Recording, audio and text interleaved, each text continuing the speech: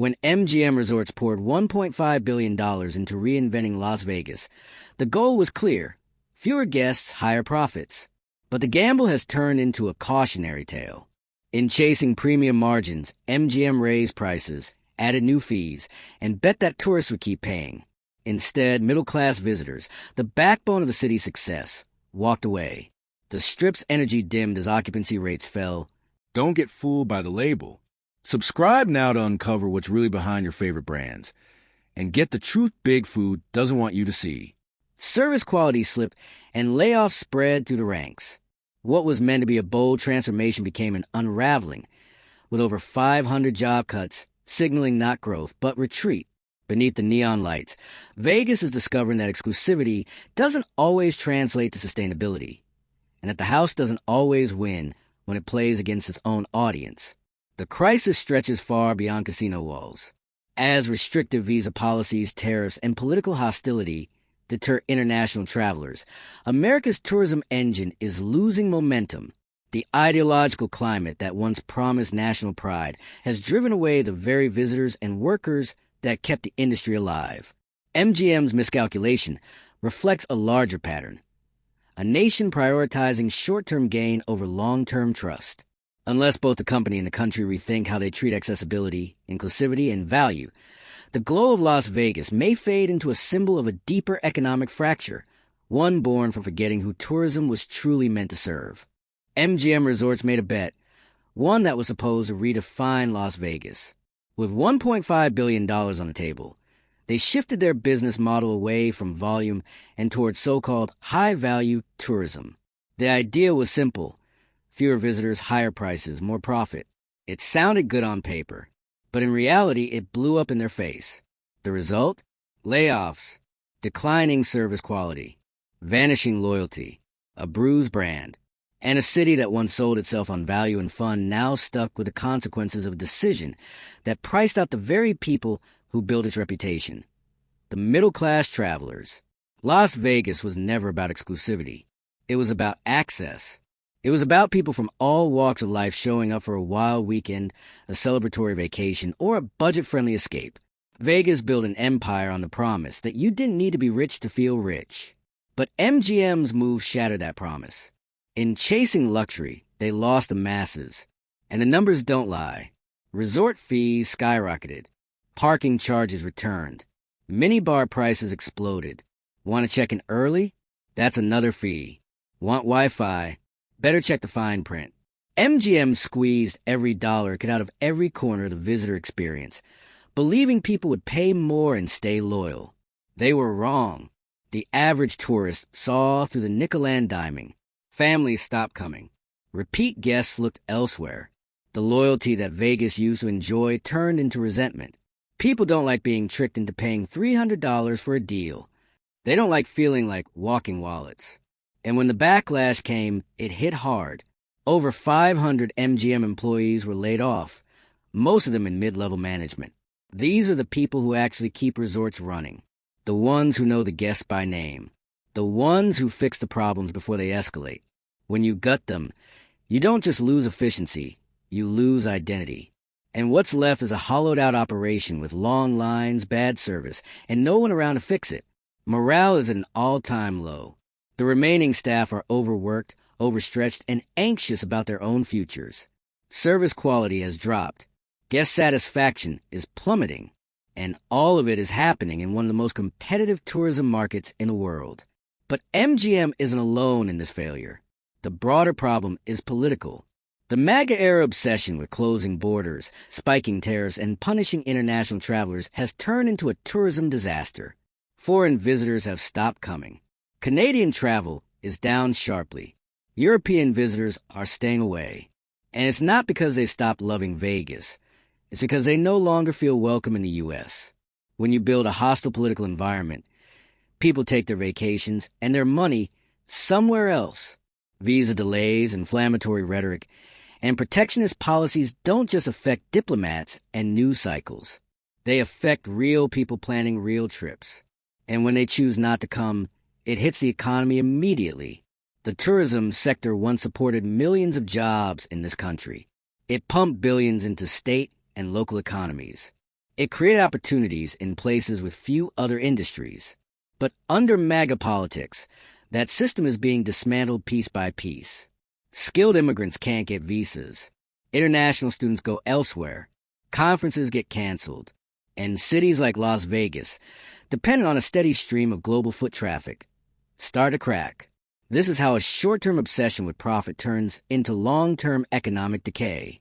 Because here's the truth. Raising prices doesn't work when you're offering less.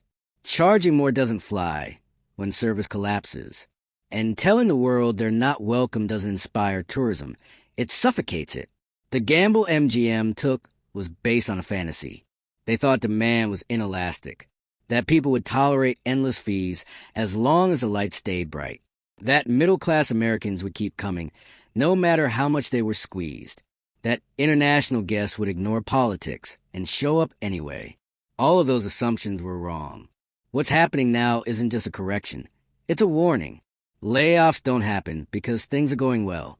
They happen when revenue doesn't meet expectations, when costs spiral out of control, when leadership misjudges what people actually want. And MGM is not alone. Other resort operators are quietly following the same path, raising prices, cutting corners, betting that people will accept less for more. But that's not how loyalty works. That's not how trust is built. And in the hospitality business, once you lose trust, it's nearly impossible to get it back. The damage is visible everywhere. Room occupancy is down. Restaurant reservations are thinning. Casino floors aren't buzzing like they used to. And the city itself is starting to feel the strain. The layoffs at MGM are just the beginning. When middle-income travelers stop coming, it doesn't just affect one hotel. It affects rideshare drivers, show producers, food suppliers, local shops, and union workers. One decision at the corporate level becomes a shockwave across an entire economy. And what's worse, this was avoidable. Vegas didn't have to go down this path. America didn't have to torch its tourism brand. But between corporate greed and political extremism, the damage has been done. Now, the question isn't whether the era is ending. It's what replaces it. Will Vegas return to its roots and rebuild its value-driven appeal? Or will it double down on exclusivity and accept a smaller, colder future? Will the U.S. repair its reputation as a global destination? Or will it continue down a path of isolation and decline? Because the truth is, countries like Mexico, Canada, France, and Italy are picking up the slack. They're welcoming the tourists the U.S. pushed away.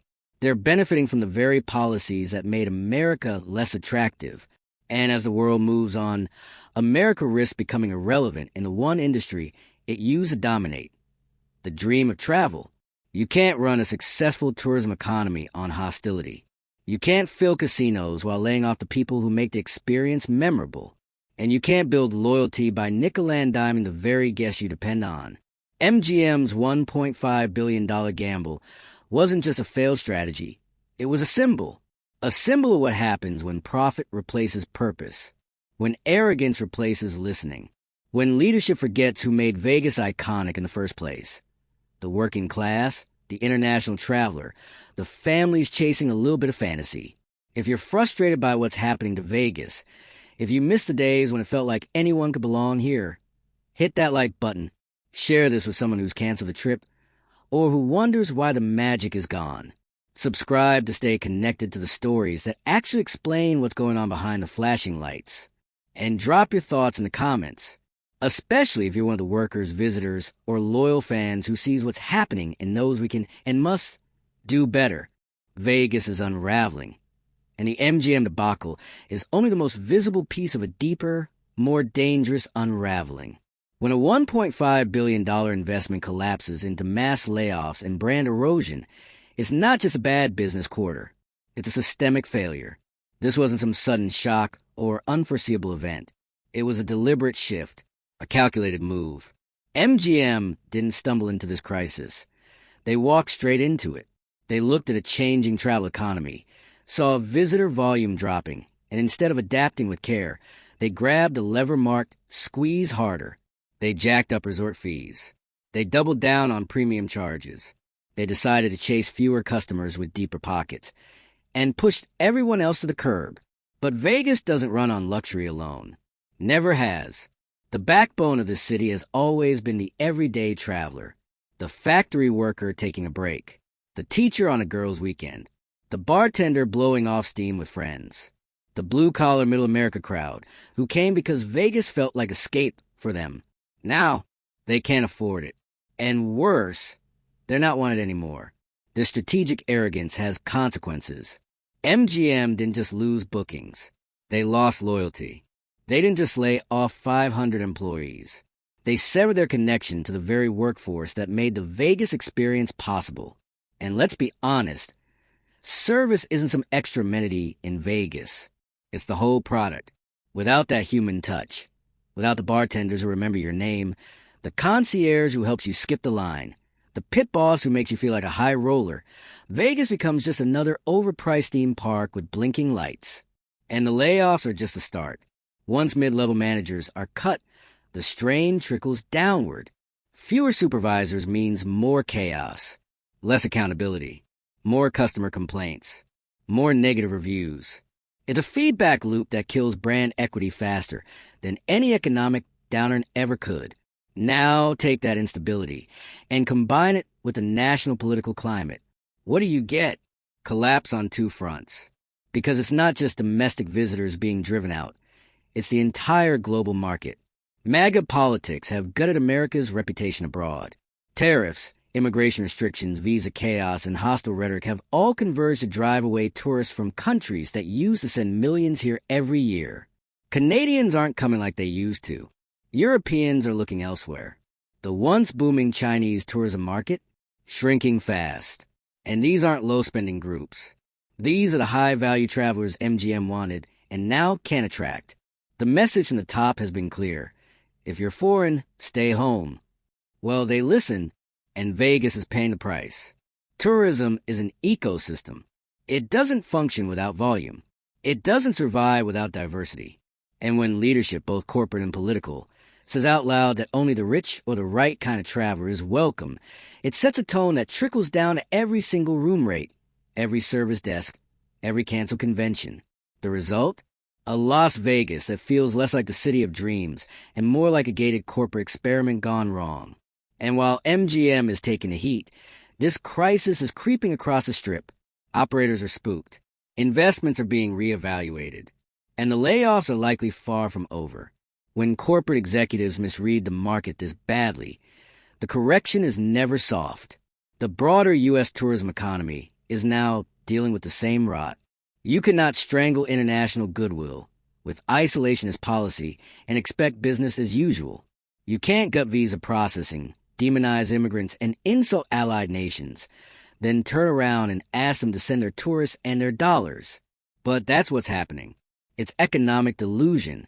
Las Vegas used to be a case study in customer satisfaction. Now it's becoming a cautionary tale, not just about price hikes, but about forgetting your roots. MGM didn't just overreach. They misunderstood what made Vegas powerful. It wasn't just a spectacle. It was access to the spectacle. It was selling a dream to anyone who could scrape together a long weekend and a couple $100.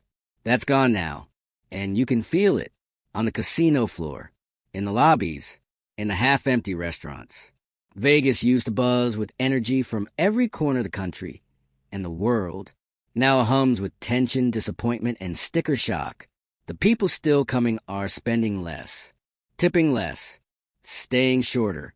And the people who used to stay all week, they're going to Mexico, or Europe, or simply staying home. This isn't just about a price increase. This is about betrayal. Betrayal of a business model that once made Las Vegas one of the most inclusive destinations in the country. A place where the dream was accessible to the many, not just a few. And let's be blunt, that dream was never meant to survive unchecked greed, the cost-cutting, the overcharging, the dehumanization of the guest experience. It's all part of a wider trend, one driven by corporations obsessed with shareholder returns and politicians obsessed with division. What's being lost is more than jobs. It's the cultural currency that made the American tourism industry so dominant. Vegas was a symbol of that. Now it's a warning sign blinking in neon. If this continues, What happens next is predictable. The layoffs increase. The service gets worse. The visitors dwindle. The prices drop, but too late. The reputation damage is done. The loyal guests are gone. And the high-end clientele? They go where the experience still feels like luxury instead of a cost trap. And then the recovery gets harder. Because once the magic is gone, it's not easy to win people back. If the U.S. wants to reverse this collapse, if Vegas wants to regain its place as the world's playground, it's going to take more than new ad campaigns and fake promotions. It's going to take a complete rethinking of how value is defined, of how travelers are treated, of who this country wants to welcome, and who it wants to serve. Because right now, the answer is clear and it's not working. The unraveling of Las Vegas is not a fluke. It's not just bad timing. It's not just post-pandemic correction. It's the direct result of greed parading as strategy, and politics dressed up as patriotism. What's happened with MGM isn't just about one corporation's mistake.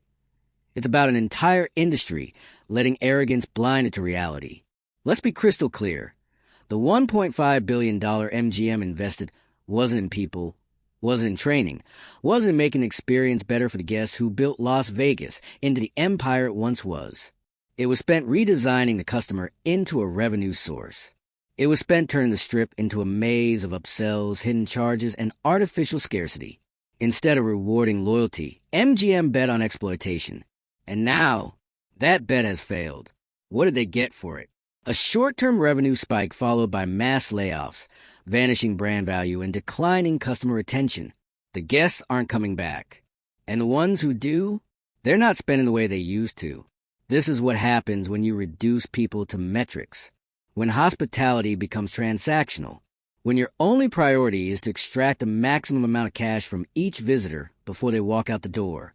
You end up squeezing the life out of the very thing you're trying to sell. MGM didn't just miscalculate pricing. They misunderstood value. People didn't come to Vegas because it was cheap. They came because it felt worth it. It was fun. It was friendly. It was full of energy, surprise, and a sense of belonging. You didn't need a VIP card to feel like a somebody. You could walk down the Strip with a drink in your hand, $20 in your pocket, and still have the time of your life. Now, you better be ready for a $45 resort fee, $25 parking, and $8 for a bottle of water in your room. If housekeeping even shows up, and when you complain, you're met with policy. That's not hospitality. That's alienation. And it's working exactly as you'd expect, by driving people away. Then layer the politics on top. Under the MAGA-era framework, international visitors became a political inconvenience. Tariffs were slapped on allies. Immigration became synonymous with criminality. Visa programs were gutted. Travel restrictions were expanded. And the tone from Washington was openly hostile to people who used to fuel the American tourism engine. This country didn't just lose tourists. It actively pushed them out. And Las Vegas, the city that relies so heavily on global traffic, is feeling it acutely. The Canadian decline alone has been brutal. European visitors are rerouting to friendlier countries. Convention business is shrinking as global companies avoid the optics and the hassle of bringing employees into a country that now treats tourism like a threat. It's not just Vegas. It's New York. It's Orlando. It's the national parks. It's every destination that once depended on the idea that America was open, exciting, and welcoming. Now it's viewed as closed, expensive, and bitterly politicized. And while the White House plays culture war and CEOs fiddle with revenue optimization tools, the real economy, the one filled with workers, servers, entertainers, and taxi drivers, is being shredded. MGM laid off over 500 people. Do you think those are just numbers on a spreadsheet? Every one of those people had a role, a responsibility, a family. Many of them were the face of the company for thousands of visitors. You don't replace that with kiosks or apps. You don't solve a labor crisis with tech when your crisis is about trust, culture, and service. The layoffs don't make MGM more agile. They make it weaker. They make the guest experience worse. And they signal to the rest of the workforce that they're expendable. That morale collapse shows up in every interaction, every delay, every frustrated guest who decides not to return. The leadership at MGM didn't just lay off workers. They gutted the soul of the brand. Because a city like Vegas runs on people, not architecture, not branding, not the latest slot machine. It runs on interaction, memory, and vibe. That's why this is more than just a down-earn. This is an identity crisis. The city once built on dreams now sells disappointment. The glitter remains, but the substance is fading. And what's worse, no one at the top seems willing to admit that the very policies they pursued are the reason they're now cutting jobs and hemorrhaging loyalty. What happened to long-term thinking? What happened to building for the future? MGM had the money, the audience, the real estate, and the reputation, and they still blew it because they chose to chase profits at the expense of people. They gambled with the trust of their core customers, and they lost. This isn't just about Vegas. This is a snapshot of American decline in real time. A country that once led the world in tourism, hospitality, and entertainment is now pushing people away with inflated costs, bureaucratic hurdles, and a political environment soaked in hostility. You can't build an economy on exclusion. You can't grow a business by alienating your base. And you can't sustain a tourism industry while gutting the very workforce that makes it run. So, where do we go from here? That depends on whether leadership, both corporate and political, has the courage to admit the truth. The model is broken. The priorities are wrong. And if they want to avoid total collapse, they have to start rebuilding. That means investing in people. That means restoring the balance between value and price. That means recognizing the damage caused by ideological isolation and working to repair it. Vegas doesn't have to die. But if it's going to survive, it can't continue down this path. This is a wake-up call. If you felt the change, if you've seen the difference in what Vegas used to be and what it is now, hit that like button. If you watch prices rise while service collapses, share this with someone who thinks it's still just business as usual. Subscribe if you're tired of the corporate PR spin and want to hear what's actually happening in the economy. And drop your experience in the comments. Whether you're a worker, a tourist, or just someone who misses what Vegas once was. Because if we don't talk about this honestly, they'll keep pretending it's working. And it's not.